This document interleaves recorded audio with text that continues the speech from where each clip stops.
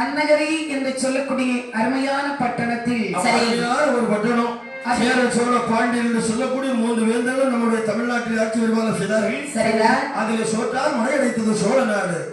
அந்த தஞ்சை மாநகரம் சிறந்து விளங்கக்கூடிய இயற்கைகளில் கொஞ்சம் கூடிய செழிப்போங்கிய, அதாவது எந்தென்று பார்த்தாலும் இன்றும் இந்த நம்முடைய நாட்டிலே நெல் களஞ்சியம் இருக்கக்கூடிய நகரம் தான் அந்த சோழ நாடு. சோழ மண்டலத்திலே அன்னகரி என்று சொல்லக்கூடிய பட்டணம்.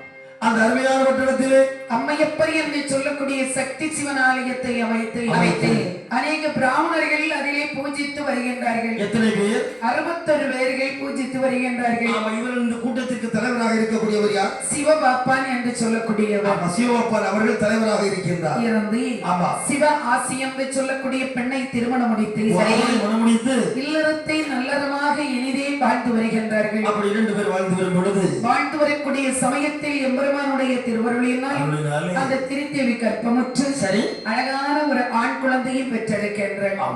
அந்த குழந்தைக்கு எப்படி பேர் கொடுத்தார்கள்? ஆண் குழந்தைக்கு எப்படி பேர் கொடுக்கின்றார்கள்? வேதியனல்லே திருக்கம் பெயர்ந்ததை போல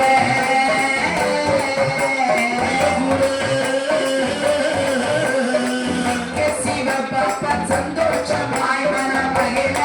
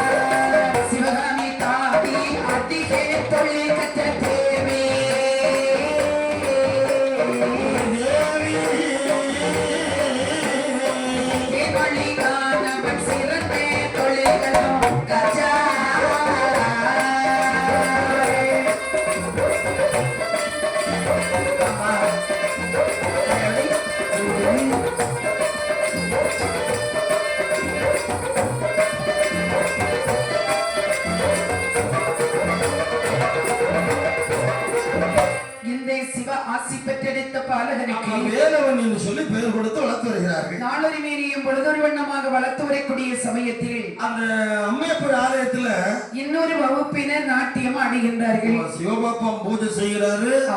அந்த யாரம்மா நாட்டியம் ஆடுறது? சிவகாமி என்று சொல்லக்கூடிய ஒரு பெண்ணானவர். அதாவது 41 தாசிகள் நடனம் புரிந்து வருகின்றார்கள். இவர்களுக்கெல்லாம் தலைமை தாசி தான் சிவகாமி தாசி. சிவகாமி தாசிக்கு தலையில நாட்டியம், தலைமையில நாட்டியம் நடக்கின்றது. தலையில நாட்டியம் நடக்கல, தலைமையில நாட்டியம் நடக்கும். சரிதான். அவதான் கூட்டத்துக்கு யாரு? தலைவி. தலைவி. ஆமா. ஆளு எப்படிப்பட்டவா? ஆளு என்னமோ நல்ல ஆளுதான். நல்ல ஆளுன்னா நாம ஆள் உருவமைப்பு நம்ம கேட்கல. வேற எப்படி? அந்த தொழில எப்படி நாட்டியத்திலே பிரபலம் பெற்றவள். கட்டி பறக்கிறா. அவ கீழே 41 பேர் இருக்காங்க. எப்படி? அப்படின்னு நான் பெரிய ஆளு. பெரிய ஆளு தானே? ஆமா ஆமா. அப்ப இப்படியாக இவள் நாட்டியம் புரிந்து வரக்கூடிய சமயத்திலே அந்த சிவகாமி தாசியானவள் குழந்தை இல்லாத காரணத்தினால் அவளுக்கு இத்தனை பேர் பக்கபலமா இருந்தவரகம் அவளுக்கு வந்து குழந்தை இல்ல. எத்தனை பேர் பக்கபலமா இருந்தாலும் குழந்தை என்ன உடனே கிடைச்சது? என்ன சொல்லிட்டு ஒண்ணு இருக்கணும் இல்ல? அப்படி என்று சொல்லி அந்த யாரு சிவகாமி என்ன செய்யறா? குழந்தை இல்லைன்னா அவளுக்கு கவலையா இருக்கு. வீட்டுக்காரன்னு சொல்லி சொல்லி பாக்குறா. அப்படிதான். இப்படி அழுது புலம்பிக் கொண்டே அம்மையப்பர் ஆலயத்தில் வரும்பொழுது வந்து என்ன சொன்னால் தெரியும்? என்ன சொல்லி புலம்புகிறா? இறைவா, தொண்டியை பொட்டு துள்ளவை நினைத்து வைத்தேரோ,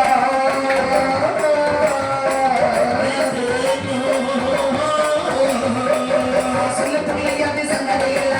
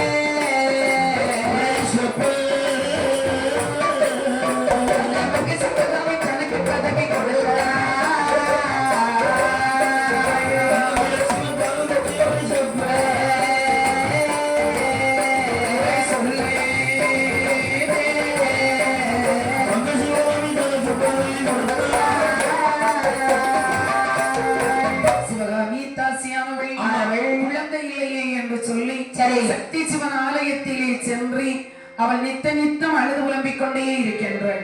இப்படி அழுது புலம்பக்கூடிய சமயத்திலே இவளுடைய அழுகையானதை வீண் போகாமல் இவளுக்கு ஒரு ஆண் குழந்தைக்கு வரத்தை கொடுத்தார். எவ்வளவு கஷ்டப்பட்டு இருக்கா. என்ன குழந்தை வேணும் பாரு. ஆமா. அழுது போட்டா தோண்டியை நிறுத்தி வச்சுக்கிட்டு தொலாம தோண்டியை போட்டுட்டு தொலாம நிறுத்தி வச்சேன்னா அப்படிதான். ஆமா. தொலாம நிறுத்தி வச்சேன்னா தண்ணி எடுக்க முடியாது. நான் மறுமொழியில முள்ள வெட்டி போட்டேனா இல்ல, குளிக்கிறது குளத்தை வெட்டி அடைச்சு போட்டேனா இல்ல. அப்படி உருவாகவும் செய்யாத நோக்கி குழந்தை இல்லை இல்லைன்னு சொல்லி அழுதும் போது சரிதான் ஆண்டவருடைய ஆலயத்தில் அவள் தொண்டு செய்த காரணத்தாலே அவளுக்கு அழகான ஒரு ஆண் குழந்தை. சரிதான். குழந்தை பிறந்தது சந்தோஷம் தாங்கல. அந்த குழந்தைக்கு எப்படி பேர் வைக்கிறார்? திரிகண்ட நெட்டுமணி என்று சொல்லி பெயர் கொடுத்தார். ஏன்னா அவன் நாட்டியமானது அம்மையப்பர் ஆலயம். சரிதான். சிவனுக்கு இன்னொரு பேர் திருநீலகண்டன்னு சொல்லுவாங்க. ஆமா. அவங்க குலம் என்ன குலம்? தாசி குலம். நட்டுவர் குலம். அப்போ அதெல்லாம் சேர்த்து திருகண்ட நட்டுவன் அப்படி பேர் கொடுத்து தன்னுடைய பாலகனை நாளொருவேனியும் பொழுதொரு வண்ணமாக வளர்ந்து வருகின்றார்கள். ஒரு வயது இரண்டாகி உயர்வோ